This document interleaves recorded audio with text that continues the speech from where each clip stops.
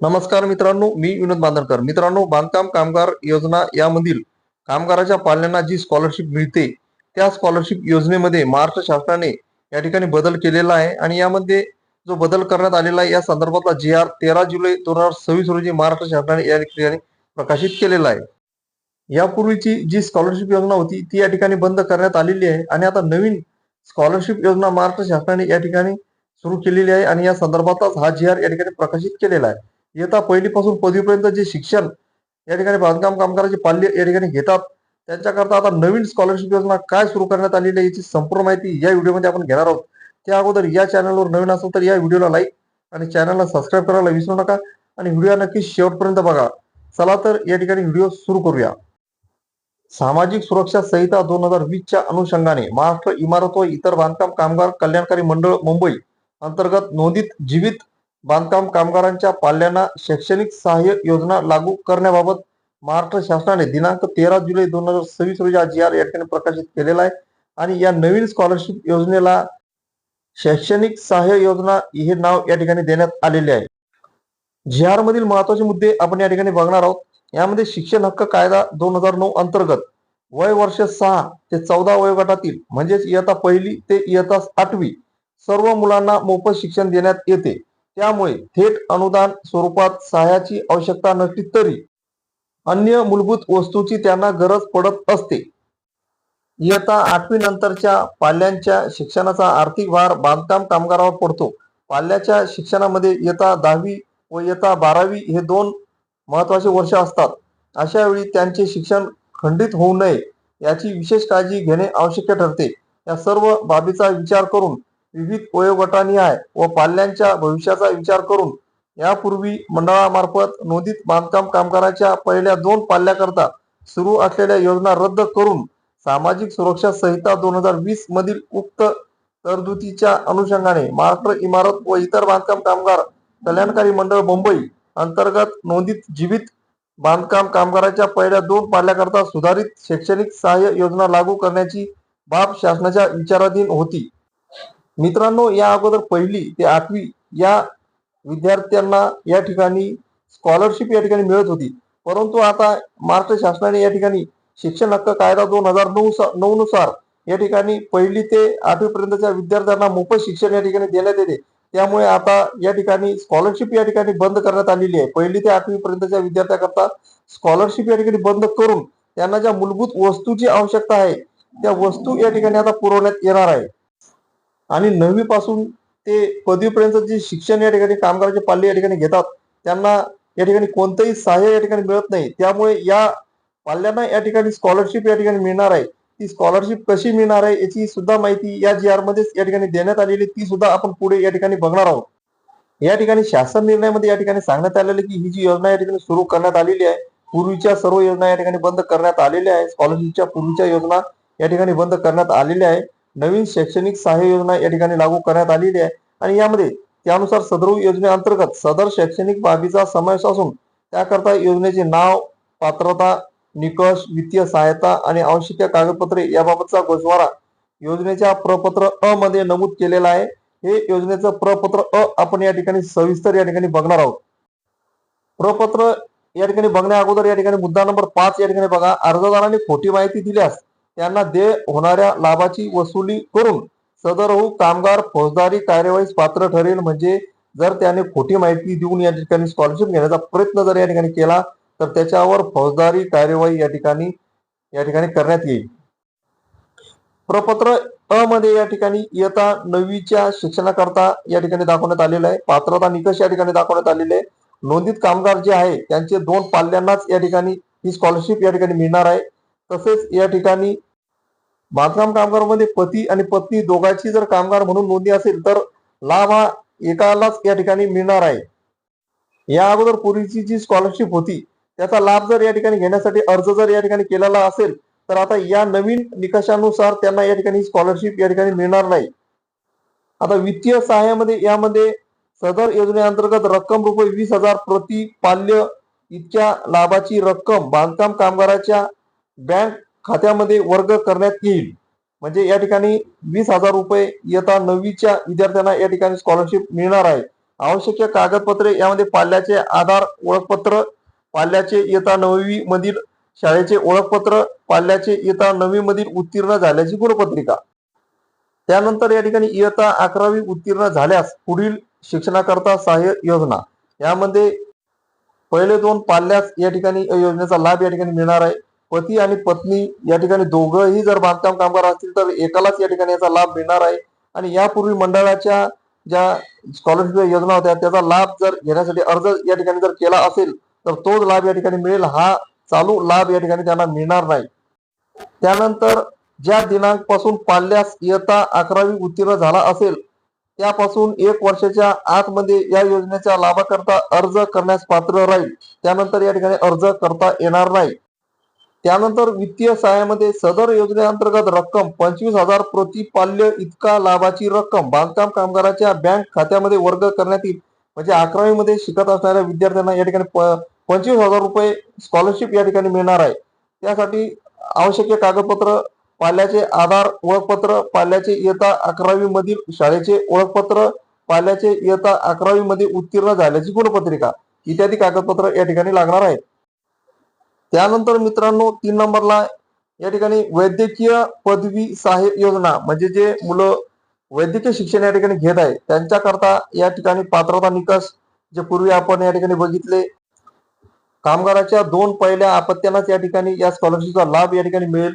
बांधकाम कामगाराचा पती पत्नी सदर योजनेस पात्र राहणार नाही. म्हणजे या ठिकाणी जर पती जर कामगार असेल तर पत्नीला या योजनेचा लाभ या ठिकाणी मिळणार नाही आणि पत्नी जर कामगार असेल तर पतीला या ठिकाणी या योजनेचा लाभ मिळणार नाही. पती आणि पत्नी दोघेही जर या ठिकाणी कामगार असेल तर त्यांच्यापैकी एकालाच या योजनेचा लाभ या ठिकाणी मिळेल. पदवीच्या कोणत्याही शैक्षणिक वर्षात उत्तीर्ण झाल्यानंतर त्या उत्तीर्ण वर्षासाठी या योजनेच्या लाभाकरता सदर पाल्य पात्र राहील. म्हणजे शैक्षणिक वर्ष उत्तीर्ण झाल्यानंतरच तुम्हाला या ठिकाणी स्कॉलरशिपसाठी या ठिकाणी अर्ज करावा लागेल. वैद्यकीय क्षेत्रातील पदविका पदव्युत्तर पदवी पदव्युत्तर पदविका अभ्यासक्रमात सदरची योजना लागू राहणार नाही. त्यानंतर वित्तीय सहाय्य सदर योजनेअंतर्गत रक्कम रुपये 1 लाख प्रति पाल्य प्रति वर्ष इतक्या लाभाची रक्कम बांधकाम कामगाराच्या बँक खात्यामध्ये वर्ग करण्यात येईल. आता आवश्यक कागदपत्रे पाल्याचे आधार ओळखपत्र, पाल्य ज्या महाविद्यालयात पदवी करीत आहे त्या महाविद्यालयाचे ओळखपत्र, चालू शैक्षणिक वर्षाचे बोनाफाईड प्रमाणपत्र, उत्तीर्ण वर्षाची गुणपत्रिका. अशा प्रकारे वैद्यकीय शिक्षण घेणाऱ्या पालकांकरता या ठिकाणी पात्रता, वित्तीय सहाय्य आणि आवश्यक कागदपत्रे या ठिकाणी सांगितल्याप्रमाणे या ठिकाणी द्यावी लागणार आहे. आता मित्रांनो अभियांत्रिकी पदवी सहाय्य योजना अभियांत्रिकीचं शिक्षण घेणाऱ्या पालकांकरता आता ही महत्वपूर्ण या ठिकाणी आहे. पात्रता निकष या ठिकाणी दाखवण्यात आलेले आहे. बांधकाम कामगाराच्या पहिल्या 2 पाल्यांनाच या ठिकाणी या अभियांत्रिकी स्कॉलरशिपचा लाभ या ठिकाणी मिळेल. बांधकाम कामगाराचा पती पत्नी सदर योजनेस पात्र राहणार नाही. त्यानंतर पती पत्नी दोघेही बांधकाम कामगार म्हणून मंडळाकडे नोंदीत असल्यास केवळ एकच लाभ अनुज्ञेय या ठिकाणी राहील. पदवीच्या कोणत्याही शैक्षणिक वर्षात उत्तीर्ण झाल्यानंतर त्या उत्तीर्ण वर्षासाठी या योजनेच्या लाभाकरता सदर पाल्य पात्र राहील. अभियांत्रिकी क्षेत्रातील पदविका पदव्युत्तर पदवी पदव्युत्तर पदविका अभ्यासक्रमात सदरची योजना लागू राहणार नाही.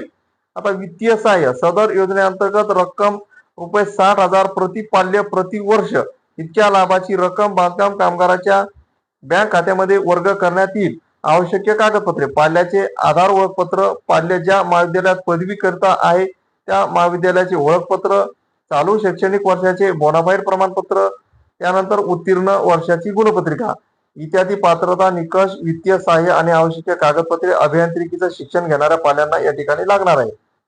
निवासी शैक्षणिक शाळेमधील शिक्षणाकरता सहाय्य योजना यामध्ये पात्रता निकष केंद्रीय संरक्षण मंत्रालय अंतर्गत सैनिकी शाळा यामध्ये नोंदीत जीवित बांधकाम कामगाराची पहिली 2 पाल्ये या योजनेकरता पात्र राहतील.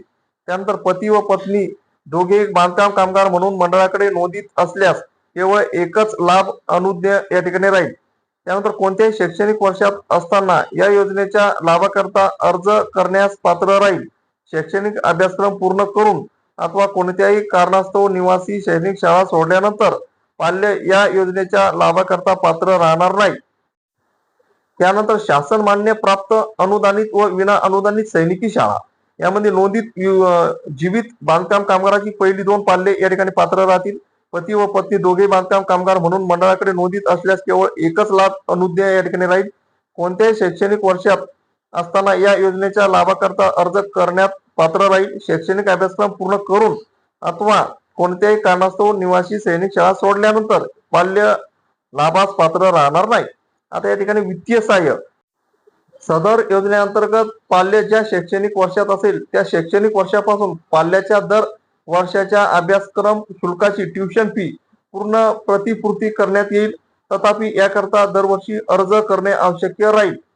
आवश्यक कागदपत्रे पाल्याचे आधार कार्ड, पाल्याचे निवासी सैनिकी शाळेचे बोनाफाईड ओळखपत्र, चालू शैक्षणिक वर्षाचे बोनाफाईड प्रमाणपत्र. त्यानंतर शासन मान्यता प्राप्त अनुदानित व विना अनुदानित सैनिकी शाळा या विद्यार्थ्याकरता सदर योजनेअंतर्गत प्रति पाल्यास एक वेळचा लाभ म्हणून रक्कम ₹10,000 इतक्या लाभाची रक्कम बांधकाम कामगाराच्या बँक खात्यामध्ये वर्ग करण्यात येईल. यासाठी आवश्यक कागदपत्रे पाल्याचे आधार ओळखपत्र, पाल्याचे निवासी सैनिकी शाळेचे ओळखपत्र, चालू शैक्षणिक वर्षाचे बोनाफाईड प्रमाणपत्र. मित्रांनो, आता या ठिकाणी परदेशात पदव्युत्तर पदवी व PhD सहाय्य योजना यामध्ये पात्रता निकष मंडळांतर्गत नोंदित सक्रिय जीवित बांधकाम कामगाराच्या पाल्यापैकी दरवर्षी केवळ 25 पाल्याकरता शैक्षणिक सहाय्य म्हणून राबवण्यात येणाऱ्या सदरचा योजनेचे पात्रता निकष खालीलप्रमाणे आहे. म्हणजे दरवर्षी फक्त 25 पाल्यांनाच या ठिकाणी योजनेचा लाभ या ठिकाणी मिळणार आहे. नोंदित जीवित बांधकाम कामगाराची पहिली 2 पाल्ये या योजनेकरता पात्र राहतील. पती व पत्नी दोघेही बांधकाम कामगार म्हणून मंडळाकडे नोंदीत असल्यास केवळ एकच लाभ अनुज्ञेय राहील. माननीय मुख्य सचिव यांच्या अध्यक्षतेखाली गठीत केलेल्या समितीच्या मार्गदर्शक सूचनानुसार विद्यार्थ्याची निवड करण्यात येईल. याकरता आता वित्तीय सहाय्य सदर योजनेअंतर्गत अभ्यासक्रम शुल्क ट्युशन फी हे संबंधित विद्यापीठास थेट वर्ग करण्यात येईल. त्यानंतर केंद्र शासनाच्या धोरणानुसार संबंधित विद्यार्थ्यास तद अनुषंगिक भत्ते, प्रवास भत्ता, विमा व इतर शुल्क अदा करण्यात येईल. आवश्यक कागदपत्रे यामध्ये पाल्याचे आधार ओळखपत्र, पाल्य ज्या महाविद्यालयात पदवी करीत आहे त्या महाविद्यालयाचे ओळखपत्र, पाल्याचे पदवीमध्ये उत्तीर्ण झाल्याची गुणपत्रिका. अशा प्रकारे प्रदेशात शिक्षण घेणाऱ्या विद्यार्थ्याकरता पात्रता निकष, वित्तीय सहाय्य आणि ओळख कागदपत्र या ठिकाणी आपण बघितले. त्यानंतर मित्रांनो, मूलभूत वस्तू संच सहाय्य योजना पात्रता निकष यामध्ये मंडळांतर्गत नोंदित सक्रिय जीवित बांधकाम कामगाराच्या इयत्ता 1 ते इयत्ता 8वी मध्ये शिक्षण घेत असलेल्या पहिल्या 2 पाल्यांना मूलभूत वस्तू संच सहाय्य योजना DBT इन किड्स पद्धतीने राबवण्यात येणाऱ्या सदरच्या योजनेचे पात्रता निकष खालीलप्रमाणे या ठिकाणी आहे. नोंदित जीवित सक्रिय बांधकाम कामगाराची पहिली 2 पाल्ये या योजनेकरता पात्र राहतील. पती व पत्नी दोघेही बांधकाम कामगार म्हणून मंडळाकडे नोंदीत असल्यास केवळ एकच लाभ अनुज्ञेय राहील. इयत्ता 1 ते इयत्ता 8वी पर्यंत पाल्य एक वेळ लाभार्थी म्हणून पात्र राहील. तथापि मूलभूत वस्तू संचामध्ये बदल केल्यानंतर नवीन संचाकरता पात्र राहील. म्हणजे इयत्ता 1 पासून 8वी पर्यंत या वस्तूचा लाभ केवळ एकदाच या ठिकाणी पाल्यांना मिळणार आहे. आणि वस्तूच्या किटमध्ये जर या ठिकाणी बदल झाला तर परत या ठिकाणी तुम्हाला अर्ज या ठिकाणी करता येणार आहे. वित्तीय सहाय्य यामध्ये सदर योजनेअंतर्गत रक्कम निश्चित केलेल्या मूलभूत वस्तू संचाची शासनाच्या खरेदी धोरणानुसार खरेदी करून प्रतिपाल्य एक वेळचे सहाय्य देण्यात येईल. आता या ठिकाणी आवश्यक कागदपत्र पाल्याचे आधार ओळखपत्र, पाल्याचे शाळेत ओळखपत्र, चालू शैक्षणिक वर्षाचे बोनाफाईड प्रमाणपत्र. अशा प्रकारे मित्रांनो, बांधकाम कामगाराच्या पाल्यांना जी स्कॉलरशिप मिळते त्यामध्ये हे महत्वपूर्ण बदल या GR नुसार या ठिकाणी करण्यात आलेले आहेत. त्याची संपूर्ण माहिती या व्हिडिओमध्ये आपण या ठिकाणी घेतलेली आहे. GR मध्ये काही अडचणी तुम्हाला काही कळले नसेल तर कॉमेंट्स मध्ये या ठिकाणी नक्की कळवा. तुम्हाला कॉमेंट्स मध्ये या ठिकाणी त्याचे उत्तर या ठिकाणी देण्यात येईल. असेच नवनवीन महत्वपूर्ण माहिती करता या व्हिडिओला लाईक आणि चॅनलला सबस्क्राईब करायला विसरू नका. आणि या GR ची PDF फाईल सुद्धा मी या डिस्क्रिप्शन मध्ये या ठिकाणी दिलेली आहे.